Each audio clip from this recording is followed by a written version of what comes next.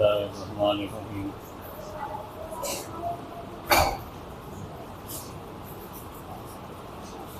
लक़द ख़लक़नल इंसान फ़ी कबद। अल्लाह ने इंसान को जो पैदा किया है वो मुसीबतों में है। पैदा होने से लेकर के दुनिया में रहने तक मुसीबतों में फंसा रहता है।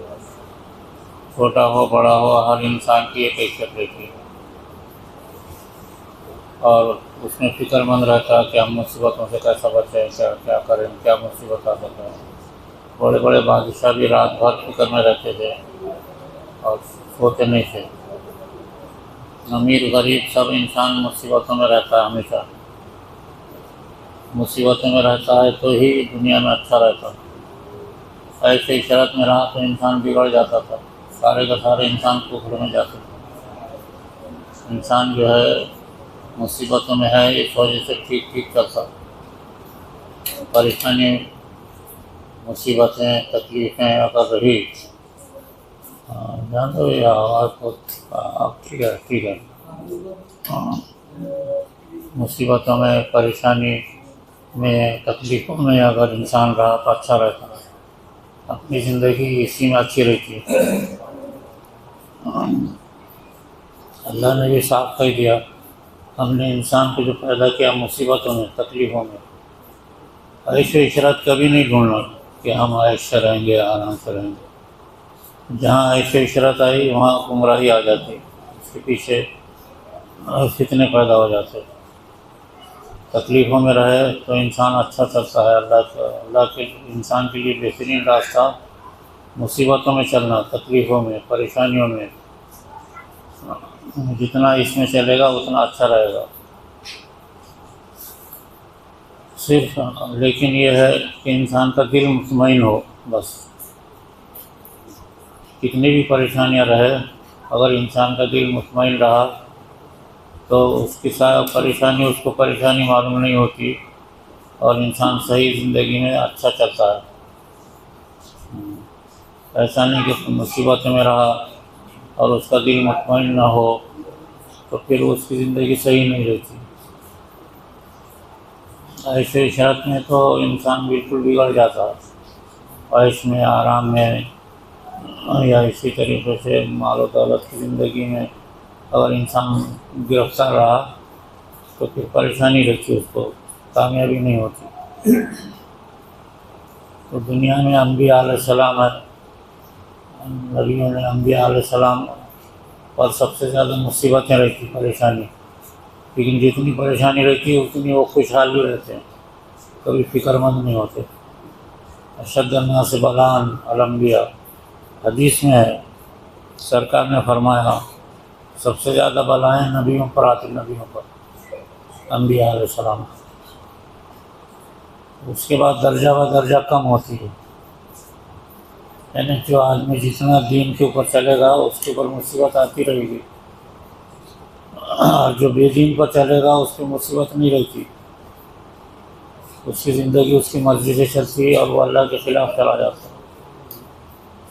ये इंसान की ज़िंदगी का फ़लसफ़ा है। हुज़ूर सल्लल्लाहु अलैहि वसल्लम ज़िंदगी भर परेशान, पैदाइश 23 बरस तकलीफ़ में गुजारे, लेकिन आपने दुनिया को, इंसानियत को सही रास्ता बताया। हज़रत आयशा सिद्दीक़ा रज़ी अल्लाह ताला अन्हा फरमाती हैं, जो आपकी अहलिया थी,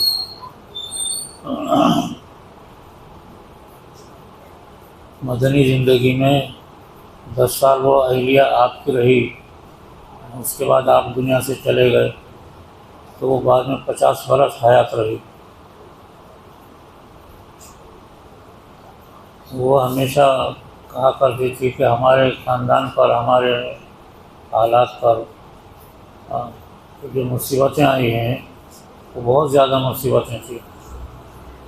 हमारे ख़ानदान की जो मुसीबतें आई हैं, अगर उसमें से एक हिस्सा बहुत पहाड़ पर डाल दें तो बहुत पहाड़ टुकड़े टुकड़े हो जाएगा, इतनी मुसीबतें आप पर आई। लेकिन मुसीबतों में भी आपने, ये मुसीबतें थी जिसकी वजह से आपने इंसानियत को सही रास्ता बताया। ये ज़िंदगी में कभी नहीं सोचना कि मैं आराम से रहूं, अगर ऐसा सोचोगे तो काम नाकाम हो जाओगे। कभी भी नहीं सोचना कि हम आराम से रहें, तकलीफ से रहें, मुझसे आराम से रहें, ऐसी इशरत में रहें, खाएँ पिएँ, कभी भी नहीं सोचना। तकलीफ़ में ज़िंदगी गुजरती वो कामयाब ज़िंदगी है। सिर्फ इतना है कि दिल मुतमईन रहना, दिल का इत्मीनान रहना। दिल अगर सही रास्ते पर रहा तो मुसीबतें इंसान को सही रास्ते पर डालती है, इंसान कामयाबी से चलता है। हज़रत मूसा अलैहिस्सलाम एक मरतबा बहुत बड़े नबी गुजरे, उनका मुकाबला फ़िरौन से था। फ़िरौन दुनिया का सबसे बड़ा बादशाह था और मूसा अलैहिस्सलाम को भी अल्लाह ने दुनिया में सबसे बड़ी नबूवत दे दी थी। बहुत ताकतवर नबी गुजरे, बहुत सारे अजीब व गरीब कारनामे किया उन्होंने। उनकी कौम भी बहुत बड़ी थी, बनी इसराइल कौम थी उनकी।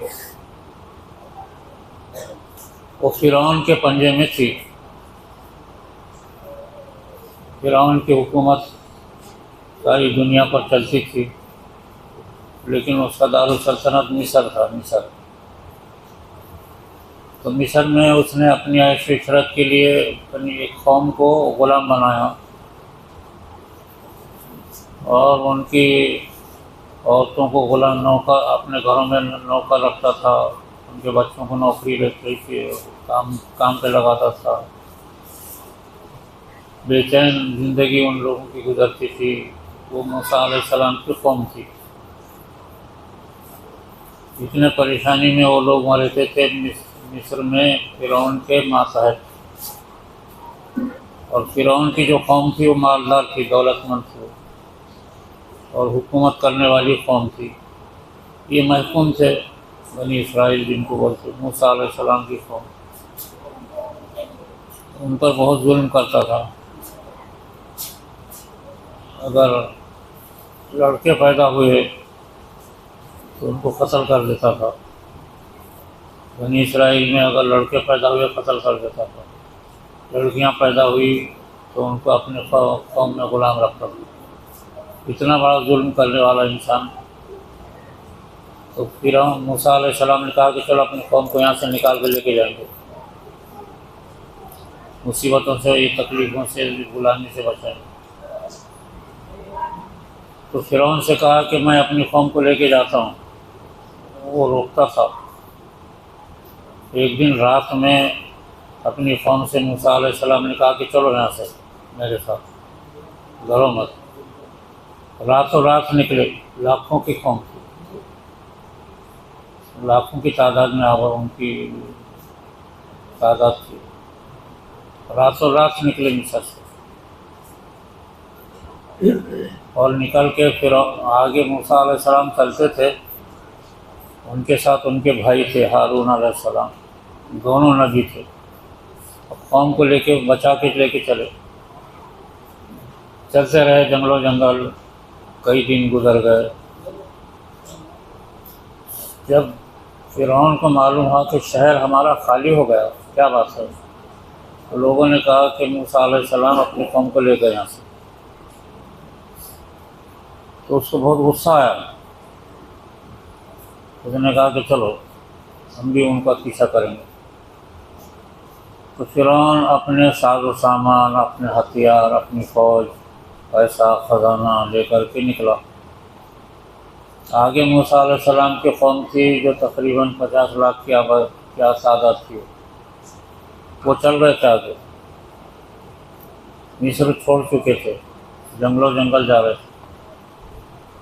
और पीछे फ़िरौन अपने साजो सामान, अपने हथियार, अपने घोड़े और अपनी सवारियाँ लेकर के निकला और ये ऐलान किया कि जहाँ मूसा अलैहिस्सलाम मिल जाए उनको भी कत्ल करना है, उनकी कौम को भी सब ख़त्म करना है। दोनों आगे पीछे चलते रहे।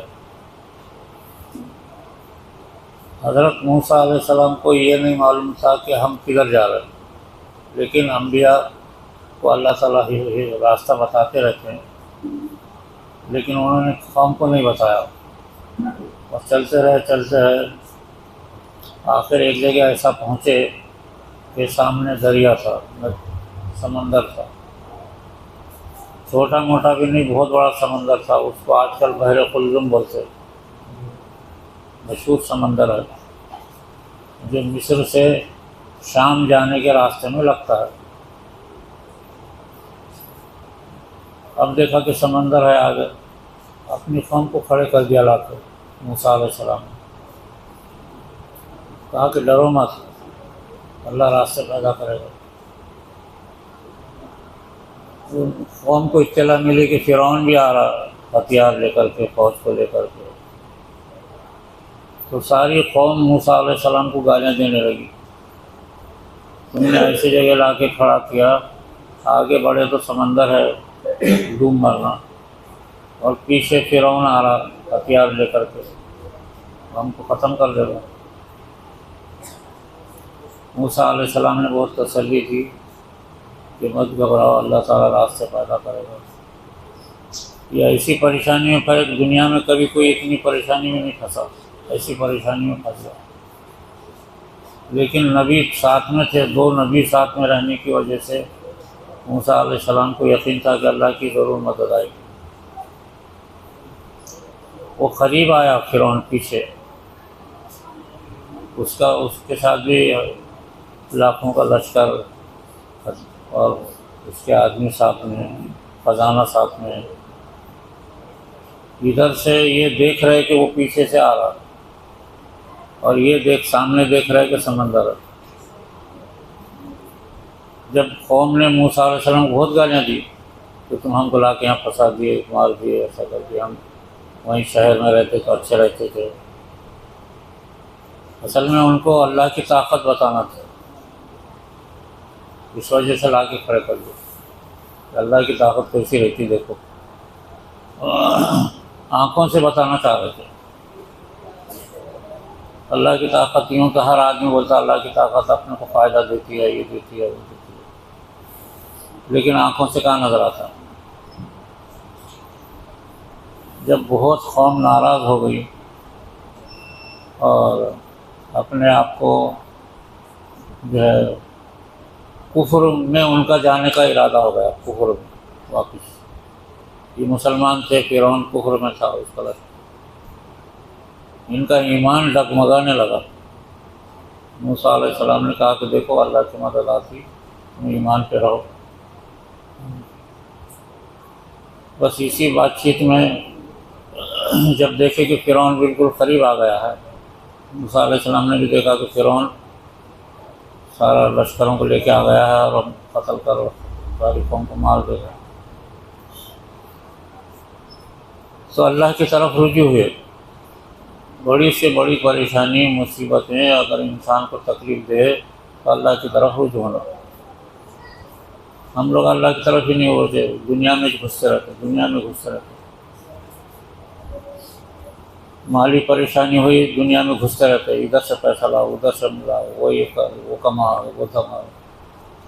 मुसीबतें अगर ज़्यादा आई तो एक ही रास्ता है कि अल्लाह की तरफ रुजू होना, सबसे आसान रास्ता है।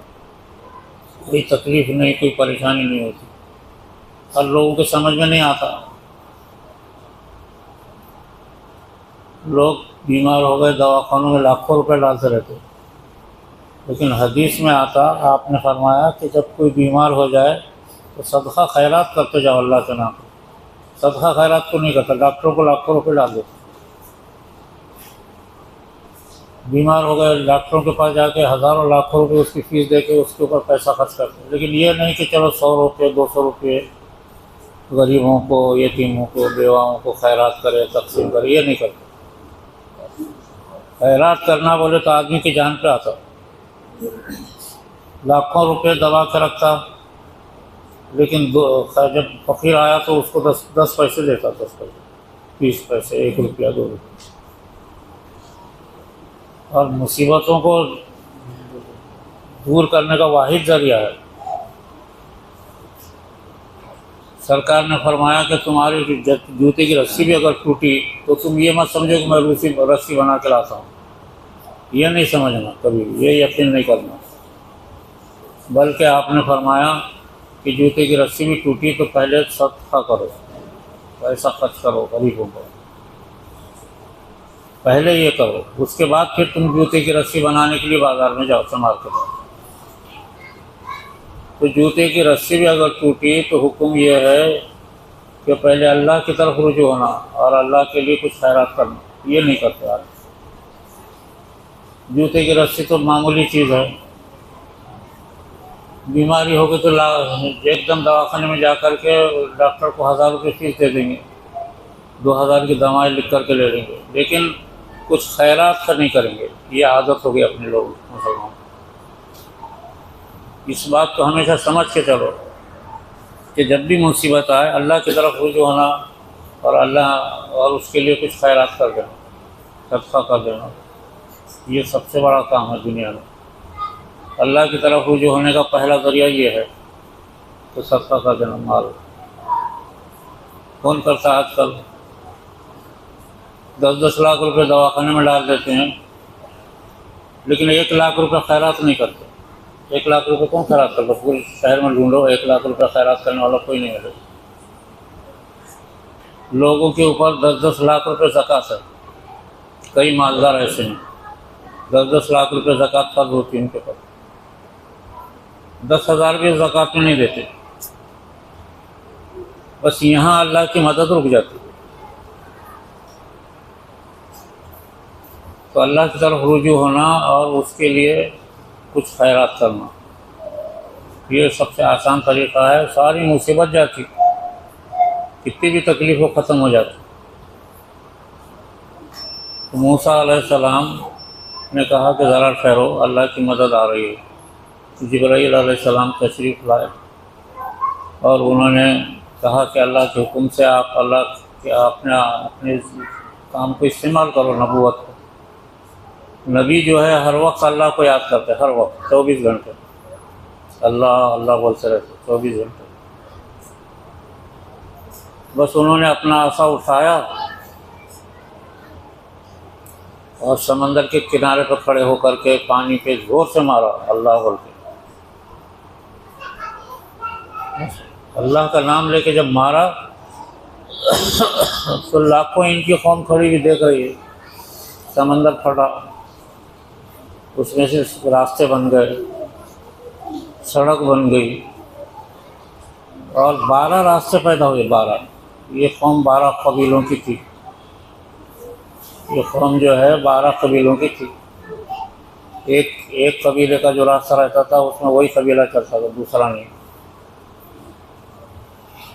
एक कबीला दूसरे कबीले का झूठा भी नहीं खाते थे ये लोग, इतने आपस में थे। तो अल्लाह ने इनकी मर्ज़ी के मुताबिक 12 रास्ते पैदा किए समंदर में, बड़े बड़े सड़क, और हर रास्ते के बीच में पानी की दीवार थी। पानी की दीवार में दीवार ऐसी थी कि इधर से उधर जाने वाले कोने नज़र आते थे। तो 12 रास्ते पैदा हुए। फज़रिब बेअसाकल हजर, और एक जगह फरमाया फज़रिबिल बहर, तुम समंदर पे मारो अल्लाह का नाम लेके। वहाँ समंदर पे जब अल्लाह का नाम लेके मारा तो 12 रास्ते फट गए और अच्छे बेहतरीन रास्ते। हुक्म दिया कि चलो इसमें। हर कबीला एक रोड से जाता था और पानी की दीवारें थी, इधर से उधर देखती भी थी। सुकून से पूरी कौम इधर से उधर निकल गई। कितनी बड़ी बात हुई सिर्फ अल्लाह की वजह से। अल्लाह को याद किया उन्होंने, मूसा अलैहिस्सलाम। इधर समंदर से उधर बाहर निकल गए, इधर से फिरौन दाखिल हो गया। उसको तो बने बनाए रास्ते मिल गए। इसकी फ़ौज, लश्कर, वज़ीर, बादशाह सारे इधर से दाखिल हो गए। जब फिरौन बीच समंदर में पहुंचा, न इधर ज़मीन रही न उधर, बीच में समंदर में जब पहुंचा तो अल्लाह की तरफ से फ़ौरन हुक्म हो गया समंदर को मिल जाने का। एक लम्हे के अंदर लाखों की कौम गर्क हो गई, ख़जाना गर्क हो गया, फ़ौज गर्क हो गई, वो इतना बड़ा ख़जाना था, आज तक वो लोग उसकी तलाश करते हैं। बहर कुल्लुम में आज भी होते लगाते हैं कि वो समंदर बन गए। ये अमेरिका बरतानिया के लोग रात दिन उसको ढूंढते रहते हैं, लेकिन आज तक पता नहीं चला उस खजाने का। बहुत बड़ा खजाना था। कहा जाता है कि फ़िरौन का सबसे बड़ा खजाना था वो, जो वहाँ गर्क हो गया समंदर में। आज तक पता नहीं चला, उसका एक आदमी भी बचा नहीं। अलबत्ता उसकी लाश को समंदर ने बाहर फेंक दिया, फ़िरौन की। वो लाश अभी भी मौजूद है, सड़ी गली नहीं जैसे का वैसे है। ये कौम निकल करके आगे शाम के इलाके में पहुंच गई। ये इतना बड़ा वाक़या है दुनिया का। ये देखो, मुसीबत में अल्लाह को याद करो बस। कितनी भी मुसीबतें, समंदर की जैसी मुसीबतें आने दो, अल्लाह को याद करे तो दिल मुतमईन रहता और इंसान को मुसीबत नहीं मालूम होती। मुसीबतों की वजह से ईमान महफूज रहता और ईमान महफूज रहने के साथ साथ बलाएँ निकल जाती, मुसीबतें चली जाती। तो कभी भी आराम ऐश आराम में रहने का मत सोचो, तकलीफ़ में रहना और अल्लाह को याद करना। जब भी कोई तकलीफ़ हो, बीमारी हो गई, फ़ौरन बैठे बैठे 100 रुपये खैरात कर देना। आजकल खैरात, हमेशा भी इंसान को खैरात बोले तो सदका, खैरात, ज़कात देना बोले तो एक मुसीबत है। सबसे बड़ी मुसीबत आजकल यही है।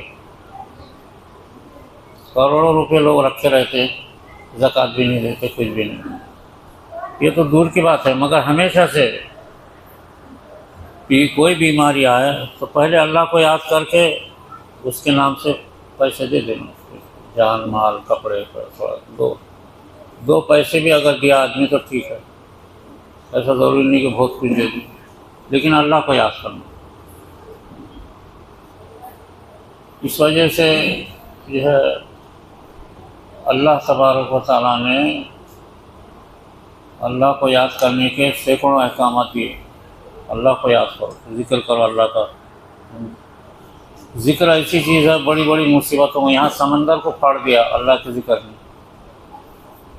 समंदर ऐसा फट गया कि आज तक नहीं फटा था, ऐसा फटा, और दुश्मन को अंदर गर्क कर दिया अल्लाह के ज़िक्र की वजह से। तो मूसा अलैहिस्सलाम ने का ये बहुत बड़ा वाक़या है। ऐसे हज़ारों वाक़यात हैं। दिल में अल्लाह का एक याद पैदा हो जाना, बस अल्लाह का ज़िक्र। ज़ुबान से चाहे न बोले, लेकिन उसका दिल अल्लाह बोले, बस इतना भी अगर हो गया तो बस उसकी मुसीबतें चली जाएगी। इस वजह से हुज़ूर सल्लल्लाहु अलैहि वसल्लम की उम्मत में जो ज़िक्र को अहमियत है। पिछले नबियों की उम्मत में अलग अलग बातें थी। किसी की उम्मत में ये था कि भाई तुम जो है बैठे रहो, कोई किसी को था कि एक सिजदा करो, किसी की उम्मत में था कि मुसीबत आई तो 2 सिजदे करो, किसी की उम्मत में था कि मुसीबत आई तो लोगों को खैरात करो, पानी पिलाओ, कुछ भी ऐसी बातें थी। लेकिन हुज़ूर सल्लल्लाहु अलैहि वसल्लम की उम्मत में सबसे आसान अमल दिया कि जब भी मुसीबत आए तो अल्लाह का ज़िक्र करो, सारी परेशानियाँ दूर। बल्कि ज़िक्र से मुसीबतें तो दूर होती थी, मगर अल्लाह की तरफ से कामयाबियाँ बहुत होती, नई नई नेमतें मिल जाती, परेशानियाँ हट जाती। ज़िक्र की वजह से हमेशा उम्मत में कामयाबियाँ हुई, हमेशा मुस्लिम हमेशा कामयाब रही। अल्लाह का ज़िक्र और अल्लाह का कलाम, 2 चीज़ें, इसको अहमियत है इस उम्मत में। लेकिन आज उम्मत मुसलमान ने दोनों चीज़ें छोड़ दी। मुसलमान कुरान पढ़ना नहीं जानते, अल्लाह का ज़िक्र करना नहीं जानते। 5 हज करेंगे, यहाँ से उम्रा जाएंगे, हज करेंगे, अजमेर को जाएंगे और दिल्ली को जाएंगे, तो कहाँ बुज़ुर्गों के मज़ारात पे जाके ज़ियारत करेंगे, लेकिन कुरान खोल के नहीं पढ़ेंगे। कुरान खोल के पढ़ो, चाहे दो आयतें पढ़ो, सारी मुसीबतें दूर हो जाती। इस उम्मत के अंदर बहुत बड़ी, इस उम्मत में दो नेमतें मिली हैं, अल्लाह का जिक्र और अल्लाह का कलाम। कुरान करीम तो ऐसी चीज़ है, उसका एक हर्फ, हदीस में आता, सारे 7 ज़मीन आसमान अगर एक तराजू में रख दिए और कुरान का एक हर्फ तराजू में रख दिए तो ये पलड़ा भारी हो जाएगा, 7 ज़मीन आसमान का पलड़ा हवा में उड़ जाएगा। इतनी ताकत है कुरान करीम में। ऐसा ताकतवर चीज़ अल्लाह ने हमको दिया है। ये ताकत को छोड़ दिए, कहाँ जा रहे हैं? तो उम्रा करने जा रहे हैं, हालांकि कुरान पढ़ने नहीं आता। कहाँ जा रहे हैं? दूसरा उम्रा करने जा रहे हैं। वो अगर एक उम्रे के पैसे खैरात करके कुरान पढ़ना सीख लिया वो बेहतर है। ठीक है, 1 मरतबा गए, 2 मरतबा। आजकल लोगों को एक आदत हो गई, बम्बई में हर जुमा को लोग मक्का मुकर्रमा जाते हैं, हर जुमा को। हैदराबाद में जाते हैं हर जुमा को। कोई फ़ायदा नहीं होता उससे, बजाय उसके वो पैसा गरीबों पे लगाए और अल्लाह का जिक्र करे, ये फ़ायदामंद है। ये एक अजीब बीमारी हो गई मुसलमानों में। कहाँ जा रहे बोले तो अजमेर जा कर के आ जाते हैं, दिल्ली जाके आ जाते हैं, इधर जाते हैं, उधर जाते हैं, लेकिन कुरान खोल के नहीं खोलते, जिस्म पे कांटा चढ़ जाता। कुरान करीम खोल के पढ़ो, 3 आयतें क्यों ना हो रोज़ाना, 3 आयतें भी अगर पढ़ेंगे तो फ़ायदेमंद है। ये ऐसी दौलत है कुरान करीम, सारे मुसीबतें परेशानियाँ सब गायब। इस वजह से 1,24,000 नबी अल्लाह से मांगते थे कि या अल्लाह कुरान हमको दे दे। अल्लाह ने नहीं दिया किसी को। 1,24,000 नबी, हर नबी रोता था हमको दे दे। नबियों को मालूम था कि दौलत अल्लाह ने जमा करके रखा है लौह महफूज में, ये नबियों को मालूम था, फरिश्तों को मालूम था, सब जानते थे, लेकिन और सब मांगते थे। जिब्राइल अलैहिस्सलाम भी चाहते थे कि वो क्या कुरान है हमको बताते, नहीं बताते, अल्लाह बताते। वो सिर्फ इस उम्मत के लिए रखा, ये गरीब उम्मत के वास्ते। इस उम्मत के लिए अल्लाह ने लौह महफूज में रखा था और हुजूर सल्लल्लाहु अलैहि वसल्लम को 10 साल अल्लाह का जिक्र करने लगाया और फिर कुरान उतरा। 10 साल आप अल्लाह अल्लाह अल्लाह करते थे, रात दिन गाले हिरान। तो अल्लाह का जिक्र करने से कुरान उतरा। तो ऐसा कुरान करीम, इतना ताकतवर कुरान करीम मुसलमान छोड़ कर बैठे हैं। पूरी दुनिया में मुसलमान जो मार जो खा रहे हैं इसकी वजह से। सारी मुसीबतें तकलीफ़ें सब गायब हो जाती। ये 2 नेमतें इस उम्मत के वास्ते ख़ास है।